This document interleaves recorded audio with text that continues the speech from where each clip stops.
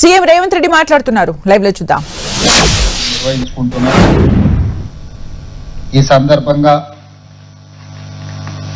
శ్రీమతి ఇందిరాగాంధీ స్త్రీ శక్తి భవనాలను 8,000, అంగన్వాడీ భవనాలను, అదేవిధంగా సోలార్ విద్యుత్ ప్లాంట్లను, ఆర్టీసీ బస్సులను, వివిధ అభివృద్ధి కార్యక్రమాలను ఈ వారంలో చేపట్టడానికి కార్యక్రమాన్ని ఏర్పాటు చేసి, ఈ కార్యక్రమంలో నాతో పాటు ఉప ముఖ్యమంత్రి వర్యులు మిత్రులు బట్టి విక్రమార్క గారిని, రెవెన్యూ శాఖ మంత్రివర్యులు పొంగులేటి శ్రీనివాసరెడ్డి గారిని, ఐటీ అండ్ ఇండస్ట్రీస్ మినిస్టర్ మిత్రులు శ్రీధర్ బాబు గారిని, ఇతర శాసన సభ్యులను, రాజ్యసభ సభ్యులను,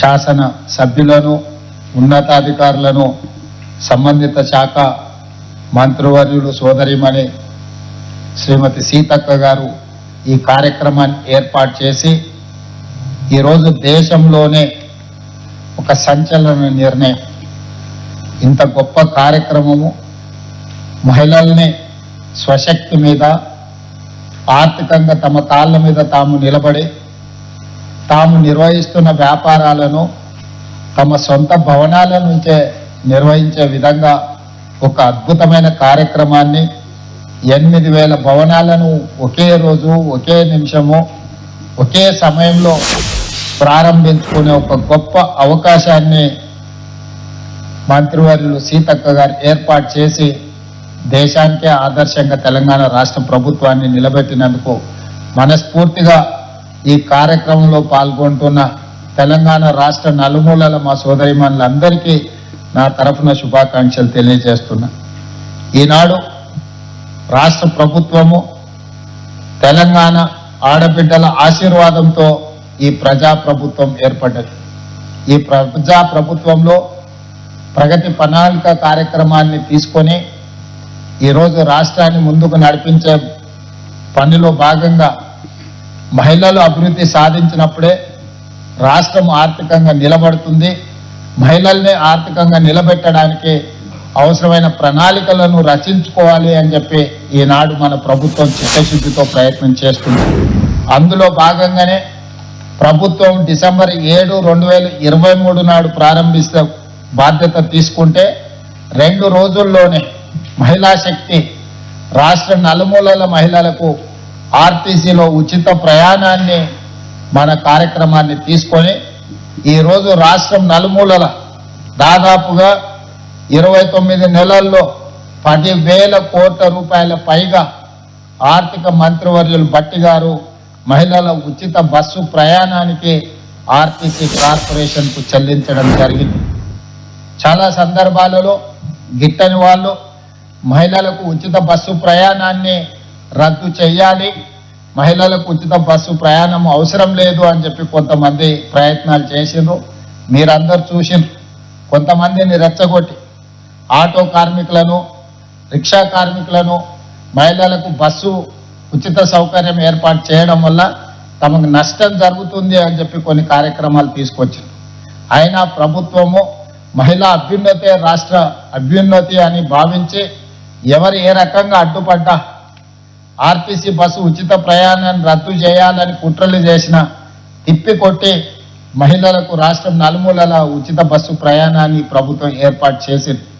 అయితే చాలామంది మహిళలు బస్సులో ఉచితంగా ప్రయాణం చేస్తున్నారని ఒక భావన కలుగుతున్న సందర్భంలో బస్సులకే యజమానులను చెయ్యాలి, ఈ బస్సులకు ఉచిత ప్రయాణమే కాదు బస్సులకు మహిళల్ని యజమానులను చెయ్యాలి అని రాష్ట్రంలో 1000 బస్సులను మహిళా సంఘాల వాళ్ళు కొనుగోలు చేసి ఆర్టీసీకి ఈరోజు వాళ్ళే ప్రతి నెల 70,000 రూపాయల మంత్లీ రెంటల్స్తోనే ఈరోజు బస్సులను ఇచ్చే విధంగా ప్రణాళికలు రచించినాం. అందులో భాగంగానే 553 బస్సులను ఈనాడు మనం డెడికేట్ చేయబోతున్నాము.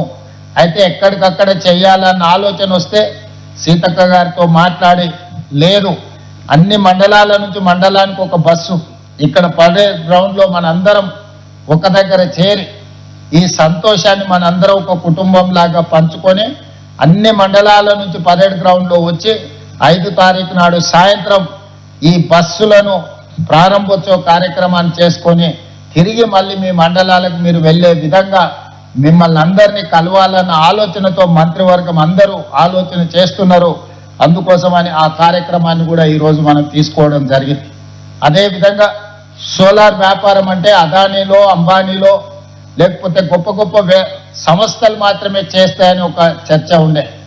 ఈరోజు అదానీ అంబానీలతో మా ఆడబిడ్డలు పోటీ పడాలి అని సోలార్ విద్యుత్ ఉత్పత్తి 1000 మెగావాట్ల ప్రాజెక్టులు మీకు ఇవ్వాలి అని ఆ విద్యుత్ శాఖ మంత్రివర్యులు భట్టి గారు మేమందరం తీసుకొని ఈరోజు ఆ కార్యక్రమాన్ని కూడా మనం ముందుకు తీసుకెళ్తున్నాం. ఈరోజు ఇండియన్ ఆయిల్ కార్పొరేషన్ కానీ భారత్ పెట్రోలియం కానీ లేకపోతే రిలయన్స్ సంస్థలు పెట్రోల్ బంకుల వ్యాపారం చేస్తున్నాయి. అక్కడక్కడ మనం నేషనల్ హైవేస్ మీద పోతుంటే రిలయన్స్ సంస్థ పెట్రోల్ బంకులు కనిపిస్తున్నాయి. అందుకే ఈరోజు రిలయన్స్ అంబానీలు చేసే వ్యాపారం మా ఆడబిడ్డలు కూడా చెయ్యాలి అని చెప్పి ఈరోజు జిల్లా కేంద్రాలలో మహిళలకు మనం పెట్రోల్ బంకుల వ్యాపారం పెట్టించడం జరిగింది. ఇప్పుడు దాదాపుగా 4 లక్షల నుంచి 5 లక్షలు ప్రతి నెల సంపాదించుకుంటున్నారు. ప్రతి జిల్లా కేంద్రంలో వీలైనంత మేరకు పెట్రోల్ బంకులకు స్థలాలు కేటాయించి ఆడబిడ్డలతో పెట్రోల్ బంకుల వ్యాపారం చేయించాలని రాష్ట్ర స్థాయిలో కూడా ఈరోజు మనం వీటిని విస్తరించి వీళ్ళందరినీ కూడా మనం ప్రోత్సహించాలని ఈరోజు నిర్ణయం తీసుకున్నాం. అదేవిధంగా ఈరోజు కొంతమంది ఆడబిడ్డలను వాళ్ళకి బ్యాంక్ లోన్ లింకేజ్ ఇవ్వడమే కాకుండా బిజినెస్లలో రాణించే విధంగా ఈ నెల 29 నాడు ఇంక్యుబేటర్ ప్రోగ్రామ్ని కూడా తీసుకొని బ్యాంక్ లోన్స్ వాళ్ళకి కావాల్సిన బిజినెస్లను వాళ్ళను కోటీశ్వరులను చేయడానికి అవసరమైన అన్ని రకాల కార్యక్రమాలను వి హబ్ నుంచి ఈరోజు మీ ముందు పెట్టి ఈ కార్యక్రమాన్ని మనం ముందుకు తీసుకువెళ్తున్నాం.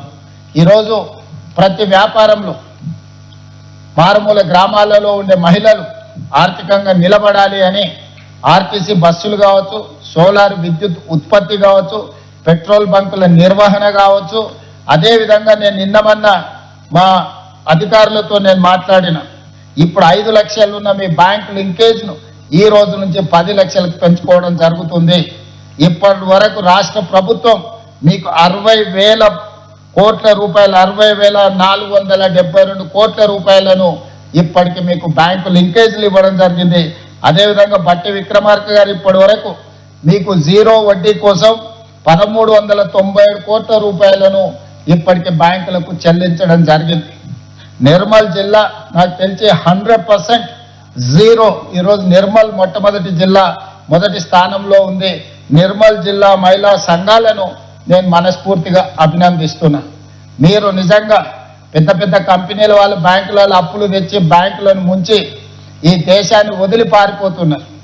విదేశాలలో ఈ దేశంలో ఉండే బ్యాంకులను ముంచి పారిపోతుంటే మా మహిళలు నిక్కచ్చిగా తీసుకున్న ప్రతి రూపాయి బ్యాంకులకు చెల్లించి ఈరోజు వాళ్ళ విజయగాథలను అందరూ చర్చించుకునే విధంగా ఈరోజు ముందుకు వెళ్తున్నారు.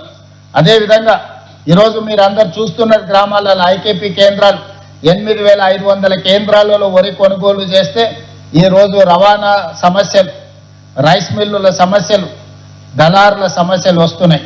అందుకనే మన అధికారులతో మాట్లాడిన ఈ సందర్భంగా ఈ సమావేశంలో ఉన్న ప్రతి ఆడబిడ్డకు నా సూచన, భవిష్యత్తులో బ్యాంకుల నుంచి మీకు రుణాల ఒప్పందం ఇప్పించే బాధ్యత నేను తీసుకుంటా.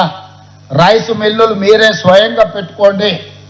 అదేవిధంగా అమెజాన్ లాంటి వాళ్ళు లాజిస్టిక్ సెంటర్లు అంటే పెద్ద పెద్ద గోడౌన్స్ కట్టున్నారు. మరి అమెజాన్ కట్టుకోగలిగినప్పుడు ఆడబిడ్డలు ఎందుకు కట్టుకోకూడదు? మీకు మండలాలలో మీకు అవసరమైన స్థలాలను ఇచ్చే పూచి నాది. మీరు లాజిస్టిక్ పార్కులు పెద్ద పెద్ద గోడౌన్లు కట్టుకోండి, రైస్ మిల్లులు పెట్టుకోండి. ఈ వరి మొత్తం మీ దగ్గరనే తీసుకొచ్చే విధంగా రైతులు అక్కడికే తీసుకొచ్చి అక్కడనే ఇచ్చి చిన్న చిన్నవి కాకుండా 20 ఎకరాలు, 30 ఎకరాలు, 50 అవసరమైతే 100 ఎకరాల వరకైనా మంచి లాజిస్టిక్స్ పార్క్స్ మీరు సిద్ధం చేసుకోండి. రెవెన్యూ మంత్రి గారు కూడా ఈ సమావేశంలోనే ఉన్నారు. ఎక్కడైనా భూములు, ప్రభుత్వ భూములు ఉన్న రోడ్డు దారి ఉంటే చాలు, ఊరికి కొంచెం దూరంగా ఉన్న ఈరోజు రైస్ మిల్లులు పెట్టుకోవడానికి, గోడౌన్లు కట్టుకోవడానికి, ఈరోజు మిల్లులకు మనము వేల మెట్రిక్ టన్నులు ఈరోజు మనము వడ్లిస్తే వాళ్ళు అమ్మేసుకొని మనకు అసలు వెనక్కి చెల్లించడం లేదు. ఈరోజు వేల కోట్ల రూపాయలు ఈరోజు దళారులు మిల్లర్లు కొంతమంది ప్రభుత్వాలను మోసం చేస్తున్నారు. అదే మన ఆడబిడ్డలకు ఇస్తే ప్రతి గింజకు జవాబుదారీతనంగా మన ఆడబిడ్డలు ఉంటారు. కాబట్టి భవిష్యత్తులో ఏ మిల్లులో కూడా మన బియ్యం మన వడ్లు తీసుకెళ్లి వాళ్ళ గోడౌన్లో స్టాక్ పెట్టేదే లేదు. ప్రతి మండలంలో లాజిస్టిక్ పార్క్స్ పెద్ద పెద్ద గోడౌన్లు కట్టి మహిళల దగ్గరనే భద్రపరుస్తాం. మహిళల దగ్గర నుంచే మిల్లర్లు వడ్లు తీసుకెళ్ళాలి, మళ్ళీ బియ్యం చేసి తీసుకొచ్చి అక్కడ అప్పగించే విధంగా ప్రణాళికలు కార్యాచరణ మనం సిద్ధం చేస్తున్నాం. ఈ దానికి కూడా మా సంఘాలను జిల్లా కలెక్టర్లందరికీ నేను ఈ సందర్భంగా ఆదేశాలు ఇస్తున్నా. ప్రతి మండలంలో 2 నుంచి 4 వరకు ఇట్లాంటి ప్రాంతాలను ఎతికి భూసేకరణతో పాటు ప్రతిపాదనలు, అదేవిధంగా అక్కడ లాజిస్టిక్స్ అంటే గోడౌన్స్ కట్టడానికి మిల్లులు పెట్టుకోవడానికి ఏ విధమైన ప్రాజెక్ట్ రిపోర్ట్స్ అవసరమో సంఘాలతో కూర్చొని కన్సల్టెంట్స్ పెట్టి ప్రతిపాదనని ప్రభుత్వానికి పంపించండి. తక్షణమే వాటిని మంజూరు చేసే బాధ్యత రాష్ట్ర ప్రభుత్వం తీసుకుంటుంది.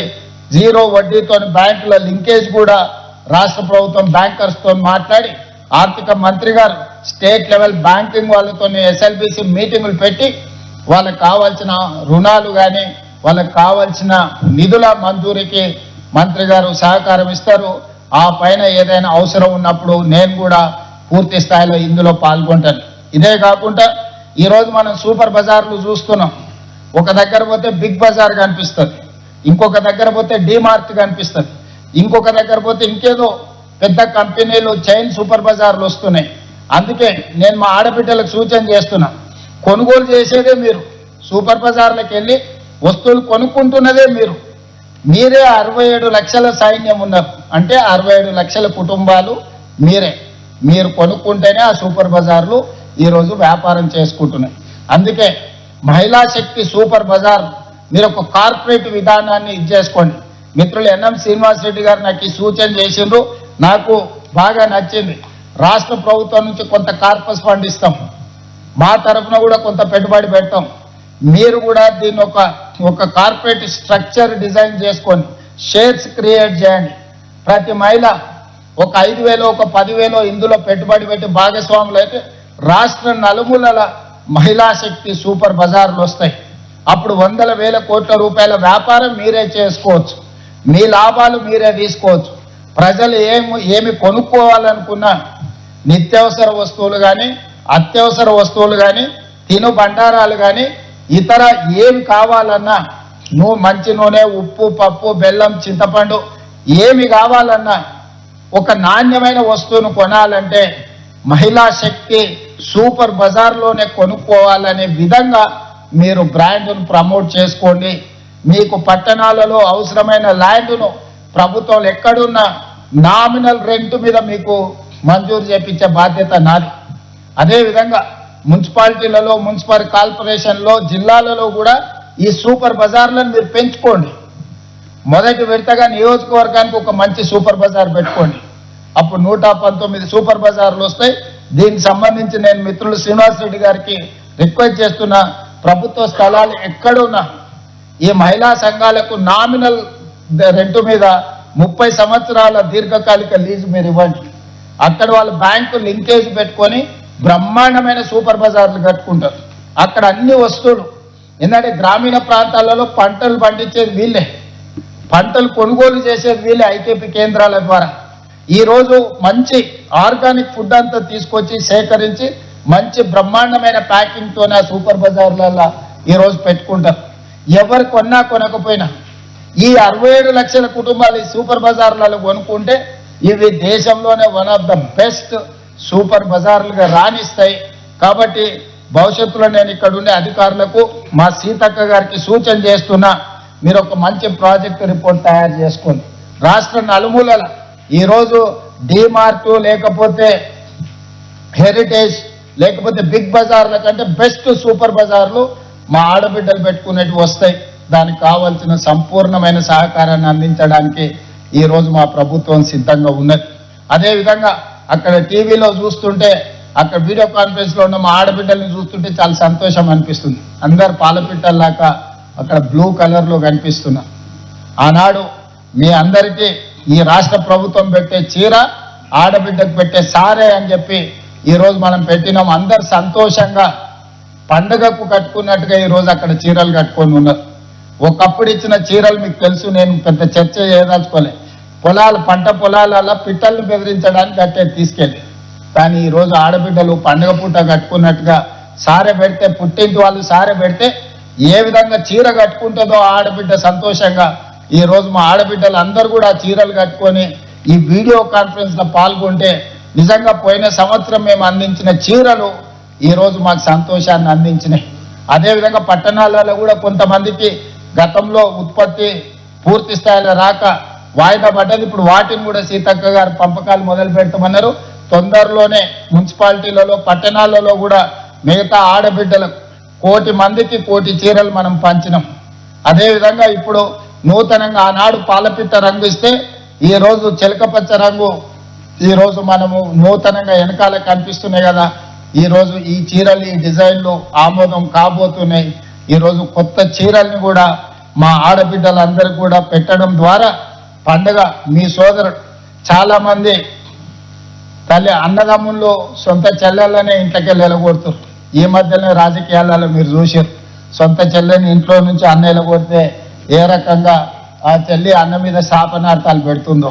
సో సొంత చెల్లి కూడా భారం అయింది అనుకొని ఇంట్లో నుంచి పంపించే ఆస్తిలో వాటా అడుగుతారని పంపించే సందర్భంలో 1,000,000 మంది ఆడబిడ్డల్ని ఈ మంత్రివర్గం సొంత సోదరి మనులాగా భావించి ఈరోజు మీకు చీర పెట్టే కార్యక్రమాన్ని, మిమ్మల్ని ఆర్థికంగా నిలబెట్టే ఒక ప్రణాళికను, మిమ్మల్ని కోటీశ్వరులను చేయాలనే లక్ష్యంతోనే ఈ ప్రభుత్వం పనిచేస్తుంది.